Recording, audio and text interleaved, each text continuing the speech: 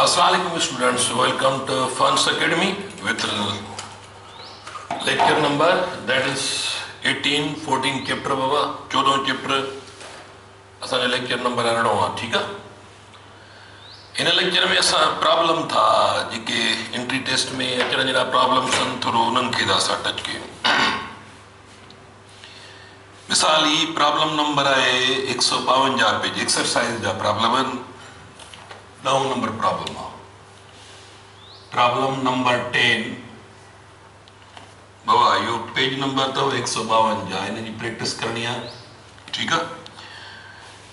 Induction जा problems आहिनि mutual ऐं सेल्फ इंडक्शन जा। What is mutual inductance of pair of coil. हाणे डेटा जेका आहे कॉइल जो पेयर मिलियल आहे ज़ाहिर है कॉइल जो पेयर आहे ठीक है बाबा। चए तो हिन जी म्यूचुअल इंडक्टेंस केतिरी आहे माना M is equal to what mutual inductance if a current of 6 ampere in one coil causes the flux in the second coil of bus or turns to change माना असां करंट चेंज था कयूं 6 ampere 6 ampere current change था कयूं त जेका ॿी coil आहे असां हिन में 6 एम्पियर करंट चेंज था कयूं त हीअ जेका कॉइल आहे जंहिंजा टर्न्स 2000 टर्न्स आहिनि घणा 2000 टर्न्स आहिनि जंहिंजा ऐं उन में 6 एम्पियर करंट प्राइमरी में था चेंज कयूं त जेका नेबरिंग कॉइल आहे 2000 टर्न्स आहिनि जंहिंजा उन में फ्लक्स तो चेंज थिए केतिरो उन में फ्लक्स चेंज तो थिए पियो 12 into 10 power -4 वेबर्स यानी पर मीटर स्क्वायर ओके। चलो त कॉइल जे पेयर जी म्यूचुअल इंडक्टेंस केतिरी आहे ॾिसो तव्हांखे हिते बाबा हाणे हिन में ॿ यानी लॉज इस्तेमालु थींदा हिकिड़ो फेराडे जो लॉ इस्तेमालु थींदो ॿियो म्यूचुअल इंडक्टेंस जो फॉर्मूलो इस्तेमालु थींदो गॾियल।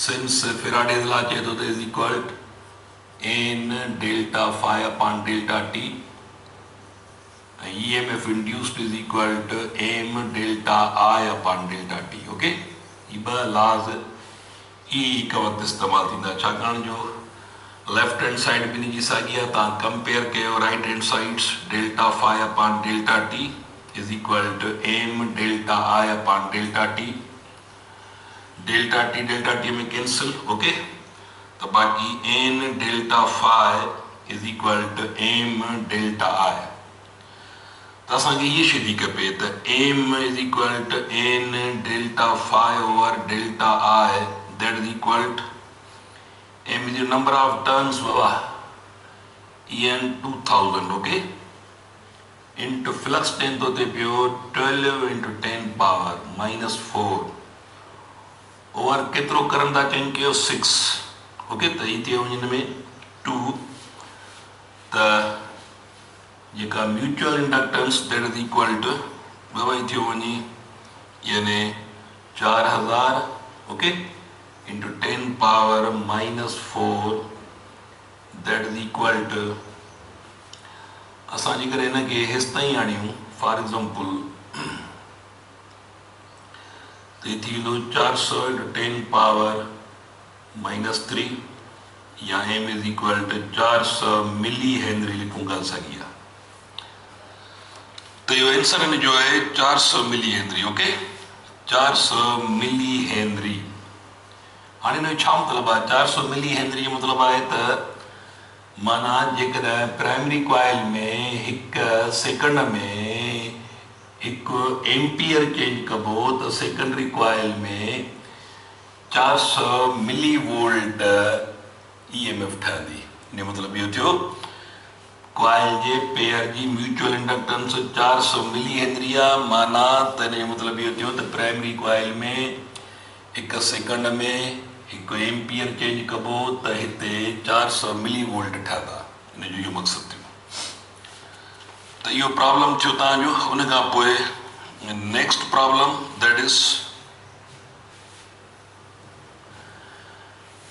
next problem आहे 14 point यानी 11 प्रॉब्लम आहे पेज साॻो ई 152 अथव ठीकु आहे त इन EMF ऑफ 45 मिली वोल्ट माना EMF जेका ठहे थी उहा 45 मिली वोल्ट आहे यानी 10 power -3 volt is induced in a coil of Punser turns coil.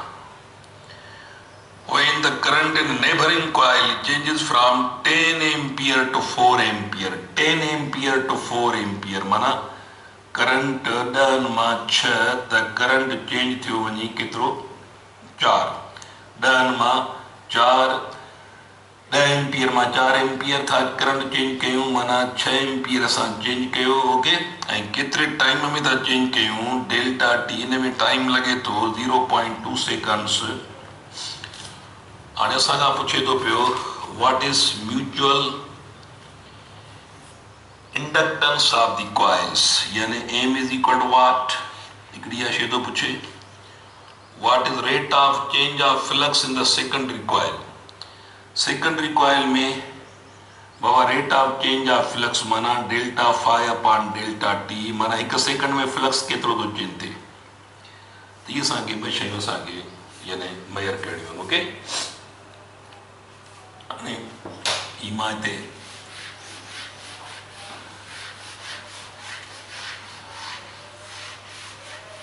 त इन प्रॉब्लम खे बाबा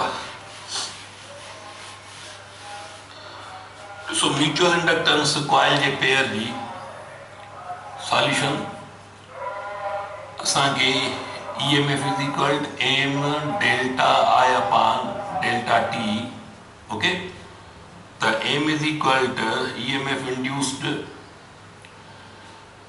बाबा into delta t upon delta I त म्यूचुअल इंडक्टेंस हाणे 445 into 10 power -3 केतरे टाइम में बाबा 0.2 और करंट केतरो था चेंज कयूं 6 एम्पियर ओके त m is equal to 7.5 into 10 power -3 okay in में त m is equal to into 0.2 तो बाबा बि 50 10 सता 14 15 ओके इंटू इथो वञी 0.5 सता 14 इथो वञी माना 1.5 into 10 power -3 तो that m is equal to 0.15 millihenry. The 0.15 millihenry when you beat your value, that is 0.15 millihenry. You 0.15 millihenry, okay? तो ये मल्टीप्लाई कबो तो इथी नो वनी तांजो याने डबल डिजिट्स पोइते विनासी 1.5 थी नो वनी मिलीहेनरी तो ये प्रॉब्लम ये अचण जड़ा प्रॉब्लम्स आहिनि इहो तव्हां हिननि खे जेको आहे सो प्रैक्टिस में आणे छॾियो उन खां पोइ नेक्स्ट दैट इज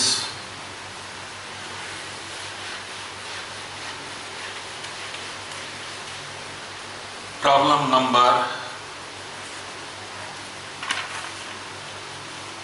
नंबर अच्छा इन जो ॿियो हिसो आहे इन जो ॿियो हिसो आहे इन जो सेकंड हिसो rate of change of flux delta phi upon delta t is equal to what यानी सॉल्यूशन बी एक सेकंड में फ्लक्स केतिरो चेंज थींदो सेकेंडरी कॉइल में ठीक है हाणे सिंस असांखे ख़बर आहे बाबा त EMF induced is equal to n delta phi upon delta t Faraday law जो इस्तेमाल थे ये शइ लहणी आहे पाण खे त delta phi upon delta t is equal to हाणे EMF इंड्यूस थी थिए पई वो केतिरो वैल्यू EMF जो वो 45 इंटू 10⁻³ केतिरे टाइम में 0.2 सेकंड्स में। तो delta phi upon delta T is equal to बाबा ये वैल्यू तो भी वञे 9 into 10⁻⁻5 webers per metre square. Okay, तो यो तव्हां ज़हन में रखी छॾिजो। ये पॉइंट अॻिते वधाए पूरी 450 थी, 450 के तव्हां ॿिनि सां डिवाइड कयो तो वैल्यू बाक़ी इहो थो वञी बचे। तो स्टैंडर्ड फॉर्म में रखंदुसि तो वैल्यू ईंदो। तो इहो आहे तव्हांजो 9 10⁻⁵ वेबर पर मीटर स्क्वायर, हिकु वेबर पर सेकंड स्क्वायर, सॉरी छाकाणि जो ही रेट तो पुजे टाइम रेट, एक सेकंड में हेतिरो फ्लक्स तो चेंज थिए। तो प्राइमरी कॉइल में तव्हां करंट चेंज था कयो बाबा 6 एम्पियर, माना जो मतलब ये थी वही तो तव्हां प्राइमरी कॉइल आहे, सेकेंडरी कॉइल आहे। हाँ 6 एम्पियर इतने चेंज था कयो, करंट चेंज था कयो एक सेकंड में, माना टोटल करंट चेंज था कयो तव्हां 6 एम्पियर, 10 मां 4 था कयो माना 6 एम्पियर केतिरे टाइम में 0.2 सेकंड्स में। तो हाणे हिन में तो पुछे सेकेंडरी कॉइल में rate of change of flux, एक सेकंड में फ्लक्स केतिरो तो चेंज थिए, तो एक सेकंड में हेतिरो फ्लक्स तो चेंज थिए। Next 12 problem I, problem number 12।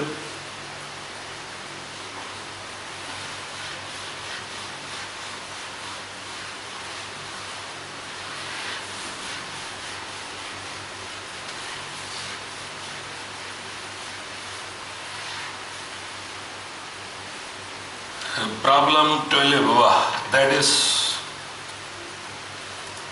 14.12 problem, page number 130, 153 page। An iron core solenoid, iron core ji solenoid है एक, माना ये एक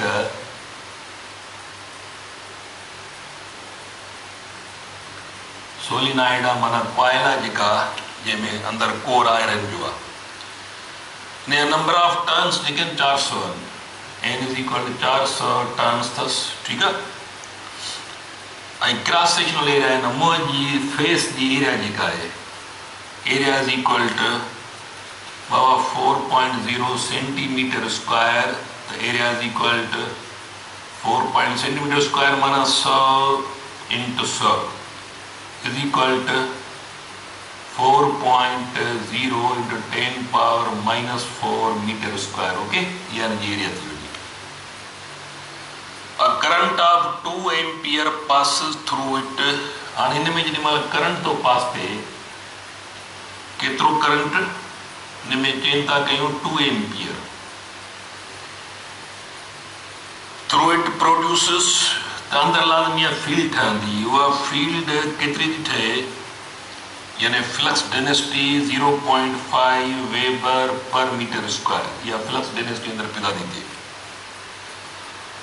हाउ large an EMF is produced in it, जो ज़ाहिर या बैक EMF ठहंदी, उहा केतिरी ठहंदी। If the current is turned off in 0.1 second, माना जेकॾहिं इहो करंट 2 एम्पियर आहे, इनखे 0 में आणियूं पर टाइम केतिरो लॻे 0.1 सेकंड में, जेकर असां करंट 2 एम्पियर मां 0 करे छॾियूं। What is self inductance of the solenoid, हिन सोलिनॉइड जी वरी सेल्फ इंडक्टेंस बि चए थो केतिरी आहे। त ए में असां खां बैक EMF थो पुछे, ऐं B में तव्हां खां सेल्फ इंडक्टेंस। हिकिड़ी अरेंजमेंट आहे बाबा सिंपल, तव्हां ॾिसो हीअ त थी तव्हांजी बाबा डेटा। हाणे ॾिसो पहिरीं ॻाल्हि त फ्लक्स केतिरो थो चेंज थिए अंदरि, इहो फ्लक्स लॻिबो त अंदरि। त पहिरियां त लहंदासीं flux since delta phi is equal to B delta A. ठीक है, तो flux is equal to B जेका है सा है 0.5 इंटू एरिया केतिरी आहे बाबा 4 इंटू 10 पावर माइनस 4, तो फ्लक्स जो चेंज थींदो 4 5 20 2.0 10 पावर माइनस 4 वेबर पर मीटर स्क्वायर। हाँ ही तो फ्लक्स जो है ठीक है। Now EMF induced is equal to बाबा छा लिखंदासीं n delta phi upon delta T. Faraday's law तो इस्तेमाल थे, नंबर ऑफ टर्न्स केतिरा आहिनि 400, फ्लक्स चेंज ही तो थे पियो 2 इंटू 10 पावर माइनस 4 ओवर केतिरे टाइम में, यानी टाइम जेको आहे सो दैट इज 0.1। ओके, तो EMF इंड्यूस्ड बैक EMF यानी थींदो वञे 4000 इंटू 2 इंटू 10 पावर माइनस 4, तो EMF induced that is equal बाबा ही थियो वञे 8 into 8000 10 power minus 4, the EMF induced is equal to 0.8 यानी वोल्ट। ये आंसर थींदो माना 0.8 वोल्ट ठहंदा ये कंडीशन डेवलप करण सां। ओके, उन खां पोइ सेल्फ इंडक्टेंस। सेल्फ इंडक्टेंस माना जेकॾहिं इन साॻी कॉइल में 1 सेकंड में 1 एम्पियर चेंज कजे त केतिरा वोल्ट ठहंदा, उनखे जेके हेनरी चयो। त हाणे वरी self inductance that is equal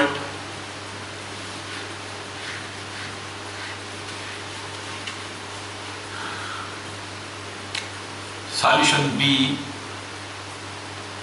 EMF induced is equal to L delta I upon delta T। तो केतरी थी EMF ठहे बाबा 400। EMF जेका है सा नंबर ऑफ टर्न सॉरी जेका EMF 0.8 is equal to L मालूम करणी आहे। करंट चेंज था कयो असां, केतिरो करंट चेंज कयो असां, करंट असां लिखियो केतिरो लिखियो असां करंट बाबा, करंट चेंज तो थिए पियो 2 एम्पियर इंटू 2 अपॉन केतिरे टाइम में 0.1 सेकंड। ओके, तो 0.8 into 0.1 is equal to L into 2, इतियो 0.08 over 2 is equal to L। the self inductance is equal to 0.04 or self inductance equal to बाबा जेकर मां इनखे हीअं करे लिखां डिजिट अॻिते वधायां त 0.4 10 पावर माइनस 1 हिते लिखांसि -2, वरी मां 40 ॿी बॉडी वधाए मां इनखे 10 पावर माइनस 3 हेनरी करे सघां थो। ठीकु आहे, या इनखे L is equal two 40 milli henry करे लिखांसि ॻाल्हि साॻी आहे। 0.04 हेनरी लिखो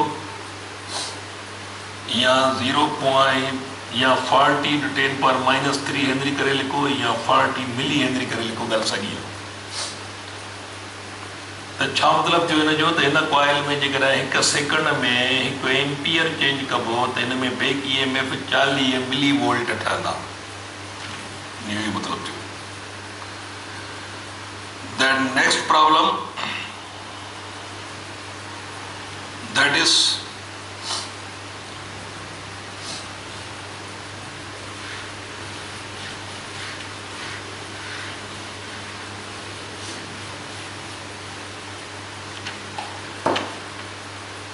a current in a coil from 0 to 6. Okay, what is self inductance of the coil? The 14.13 हाणे कॉइल जा टर्न्स आहिनि 325, उनमें करंट चवनि था कयूं 0 to 6.32, 0 to 6.32 माना 6.32 एम्पियर्स, 0 खां हेसि ताईं माना इहो ई चेंज थी। त नतीजे में फ्लक्स तो चेंज थिए, that is equal to 8.48 into 10 power minus 4 webers. What is self inductance of the coil? Coil की self inductance कितनी है? हाणे ॾिसो हिन में टाइम ऐं इंड्यूस्ड EMF न आहे मिलियल त ॿ लाग कलेक्ट यानी तव्हां अप्लाई कंदो, that is equal to n delta phi upon delta t, ऐं ॿियो ही ला इस्तेमालु कंदो is equal to L delta phi upon delta t। ठीक है, तो ॿई इक्वेट कयो, therefore n delta phi upon delta t is equal to L delta I, sorry, delta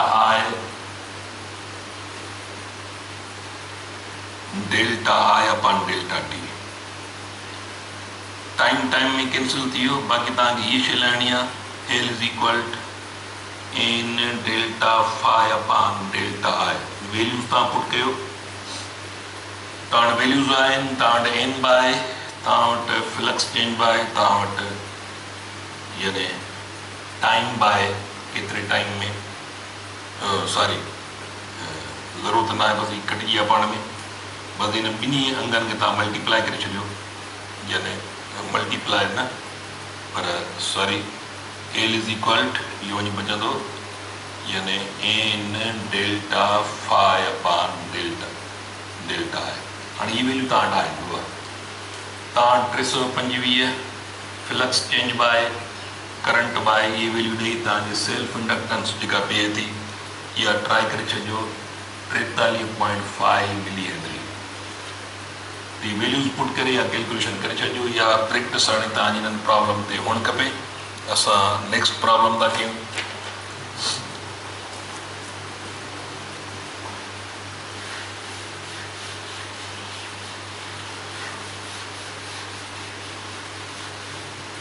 next problem that is he माना जनरेटर जो problem है, 14 number problem है, 14 chapter जो 14 100 टन कॉइल है, 100 टन्स कॉइल इन जनरेटर हैज एन एरिया है उनकी 500 centimetre square, माना 500 into 10 power minus 4 metre square, okay, upon divide कंदोस 100 into 100 सां सेंटीमीटर स्क्वायर आहे, तव्हांजो वैल्यू मीटर स्क्वायर में अची वेंदो। रोटेट्स इन अ फील्ड, केतिरी फील्ड में तो रोटेट करे, मैग्नेटिक फ्लक्स डेंसिटी मिलियल आहे 0.06 weber per metre square. How fast must the coil rotate in order to generate maximum voltage 150 volt, केतिरो फास्ट एंगुलर स्पीड तो चए, जो मैक्सिमम EMF 150 वोल्ट जनरेट थियो। ठीक है, ताणी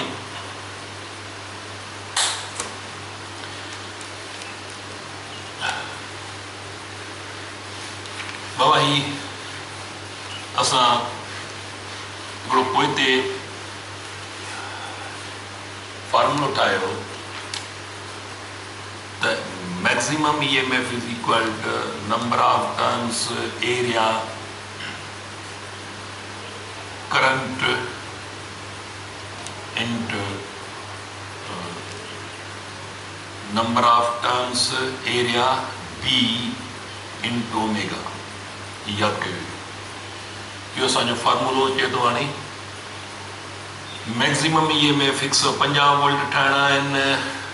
ॾिसो तव्हां वटि number of turns by area by B by चए थो त एंगुलर स्पीड केतिरी थींदी, केतिरो फास्ट कॉइल खे केतिरा रेडियंस पर सेकंड, त omega is equal maximum EMF over N area into B okay, angular speed is equal 150 upon turns Baba 100 into area है 500 इंटू 10 पावर -4 इंटू बी जो वैल्यू आए 0.06। Okay, तो ओमेगा इज इक्वल टू बाबा इहो वञी तव्हां हिसाब किताब कंदो तो तव्हां ही थियो वञे यानी 150 अपॉन ही थिया वञे तव्हांजा 10 पावर -4 इंटू 0.06। तो omega is equal to 150 upon इनके तव्हां 5 करे छॾियो,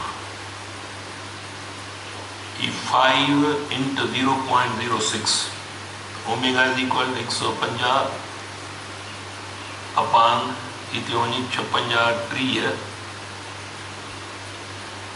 ठीक है 30 तो कोई थी वही 0.30। तो इनके तव्हां ओमेगा इज इक्वल चङा जो 2 डिजिट्स को वठो तो थी वही 1500 upon 3 omega is equal to 15,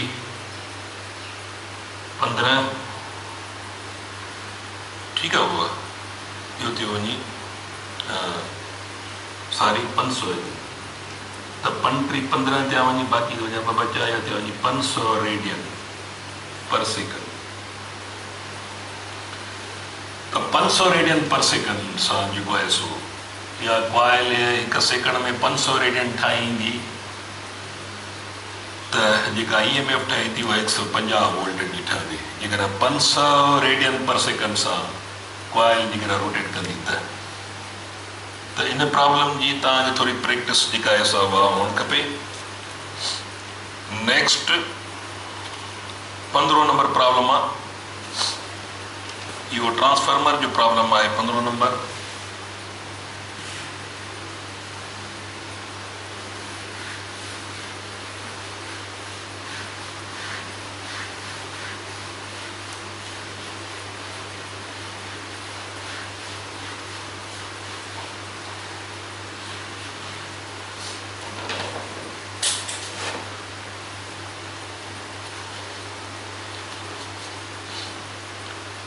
हाँ प्रॉब्लम नंबर हुआ 15 that is step down transformer.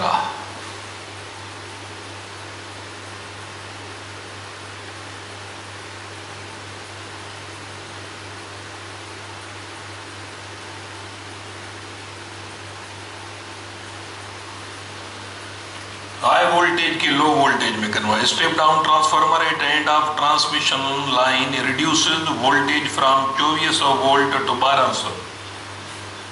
हाँ इनपुट जेका है प्राइमरी की वोल्टेज 2400 इन्हें की रिड्यूस तो करे सेकेंडरी की वोल्टेज 1200 वोल्ट तो करे अधो तो करे 2400 वोल्ट में 1200 वोल्ट स्टेप डाउन ट्रांसफार्मर है। ठीक है चेतो the power output is 9 kilowatt.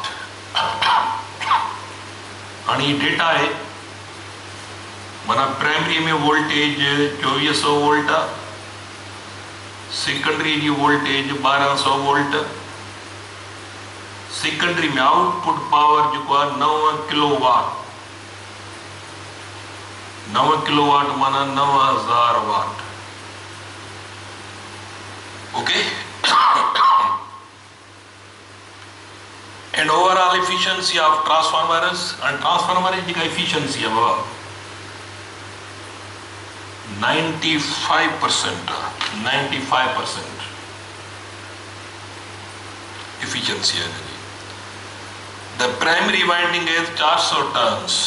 Number of turns primary है जी number of turns है 400 turns है। Okay? How many turns है secondary coil? आने सांगा जी की शेयर पूछे तो सेकेंडरी कॉइल्स जा टर्न्स केतिरा आहिनि, हिन कॉइल जा टर्न्स केतिरा आहिनि। What is power input, primary में पावर केतिरो आहे, सेकेंडरी में पावर त ई आहे, त प्राइमरी में power is equal to what is current in each of the coils, हर एक कॉइल में करंट केतिरो आहे, प्राइमरी कॉइल में करंट, वरी सेकेंडरी कॉइल में करंट। तो ये नंढी नंढी शयूं तव्हां खां सभु त नथो पुछी सघे, पर मुमकिन आहे तव्हां खां हिकिड़ी हिकिड़ी शइ नंढी नंढी शइ पुछी सघे थो। केॾी महिल या त तव्हां खां थी सघे सेकेंडरी टर्न्स पुछे, रुगो प्राइमरी में पावर पुछे, या रुगो सेकेंडरी जा टर्न्स पुछे। त इहो त हिकु प्रॉब्लम में ही 4 प्रॉब्लम्स आहिनि, को बि पार्ट तव्हां खां पुछी सघे थो। ठीकु आहे, हाणे हिन में ॾिसो बाबा, ही मूं तव्हांखे ॿुधायो त जेको रेशो आहे प्राइमरी में ऐं सेकेंडरी में जेको टर्न्स जो रेशो हूंदो आहे, उहो रेशो हूंदो आहे ॿिन्ही कॉइल में वोल्टेज जो रेशो। त हाणे हिते ॾिसो त प्राइमरी में 400 वोल्ट ऐं सेकेंडरी में अधु जो अधु थी वई आहे, 1200 वोल्ट आहिनि। त पोइ हिते जेके टर्न्स आहिनि प्राइमरीअ जा, उहे प्राइमरी जा टर्न्स आहिनि 400। जेकॾहिं वोल्टेज अधा त टर्न्स बाधू हूंदा, माना हिते हाणे 200 टर्न्स हुजणु खपनि, माना इहो असांजो जवाबु जेको सेकेंडरी जो हूंदो, इहो 200 टर्न्स थियणु खपे।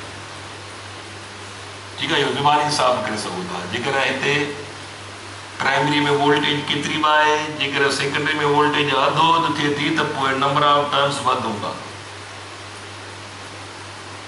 जेकॾहिं स्टेप अप ट्रांसफार्मर आहे, हिते वोल्टेज 100 आहे, हिते 200 थी थिए, त माना टर्न्स बि प्राइमरी मुक़ाबले में डबल हूंदा। त हिते जेकॾहिं वोल्टेज सेकेंडरी में अधु थी थिए, त पोइ प्राइमरी मुक़ाबले में सेकेंडरी जा टर्न्स वधि हूंदा। हिते 400 टर्न्स आहिनि, सेकेंडरी यानी 200 हुअणु खपनि। सॉल्यूशन ए, सिंस EP upon ES पोइ हिते करे आयासीं is equal to NP upon NS। ठीकु आहे, हाणे प्राइमरी में 2400 वोल्ट आहिनि, सेकेंडरी जी वोल्टेज आहे 1200 is equal to number of turns primary जा उहे आहिनि 400 अपॉन सेकेंडरी जा लहण आहे। त पोइ हिकु त थियो वञी 2, okay, is equal to 400 upon NS, number of turns secondary, number of turns secondary is equal to 400 upon 2, number of turns secondary is equal to 200। तो हिकिड़ो आंसर तव्हांजो इहो आयो, 200 टर्न्स आहिनि सेकेंडरी जा। उन खां पोइ पावर जेको आहे सो सेकेंडरी में आहे 9000 वाट, 9 किलोवाट। ज़ाहिर आहे प्राइमरी में हूअं त हिकु आइडियल ट्रांसफार्मर में पावर प्राइमरी सेकेंडरी में साॻियो हुअणु खपे, पर पावर लॉस थियणो आहे। हाणे सेकेंडरी में पावर वधीक हूंदो, लॉस थी बाक़ी 9, छाकाणि जो 95%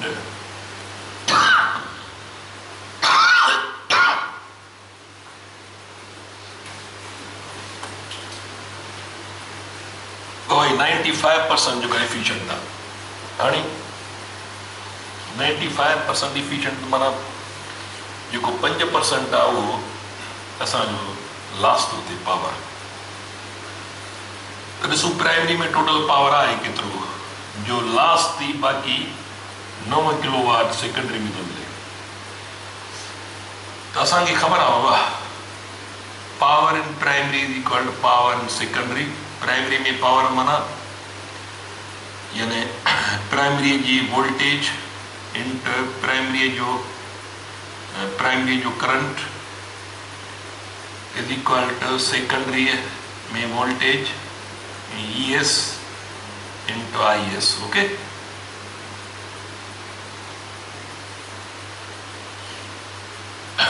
या वरी असांखे इफिशिएंसी जे पॉइंट ऑफ व्यू खां efficiency point of view का फार्मूला है efficiency is equal to power in secondary power in primary into 100 तो ये 95% है बाबा, 95%, ठीक है, is equal to power secondary में पाण के मिलियल पावर प्राइमरी में मालूम करणो आहे इंटू 100, 100 लिखणी जो तो 0.95 थी वेंदो, that 0.95, okay, that is equal to power secondary में मालूम करणो आहे, पावर प्राइमरी में तो है, पावर सेकेंडरी में मौजूद है वो है केतिरो 9000, पावर प्राइमरी में मालूम करणो बाबा, तो पावर प्राइमरी में बराबर 9000 0.95, that is equal to, हाणे इहो जवाब तव्हांजो अचे थो पियो 9473, 9473 वाट, ठीक है, और ही वैल्यू है बाबा 9473 वाट। ये प्राइमरी में पावर आहे, सेकेंडरी में घटिजी 9000 वाट थी थो वञे, तो 473 वाट खुटनि था। इहो यादि रखे छॾियो त 9473 जो जो 5% आहे उहो 473 आहे, जेको 5% खुटो, बाक़ी 95% थियणु छा खपे आहे, सेकेंडरी कॉइल में बि एतिरो पावर, पर 473 वाट खुटा आहिनि, इहो लॉस थियो आहे। त 473 वाट इहो 5% आहे कंहिंजो, 9473 जो, ठीकु आहे, इहो ॿियो आंसर इहो आयो तव्हांजो। उन खां पोइ यानी उन खां नेक्स्ट पुछे थो पियो त करंट प्राइमरी में करंट केतिरो आहे। हाणे प्राइमरी में करंट बाबा ॾिसो, सिंस असांजे घर efficiency is equal to power in secondary upon power in primary into 100, the efficiency the 95% is equal to power secondary में पावर करंट तो पुछे असांजा प्राइमरी में, हाणे सेकेंडरी में जेको पावर आहे सो यानी 9000 आहे, ठीकु आहे, अपॉन पावर प्राइमरी में माना प्राइमरी में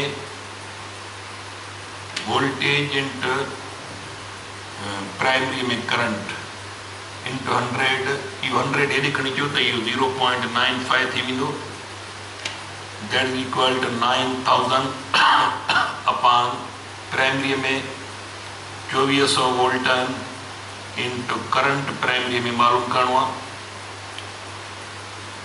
त करंट प्राइमरी में बराबर थींदो वञी बाबा 9000 अपॉन 2400 इंटू 0.95,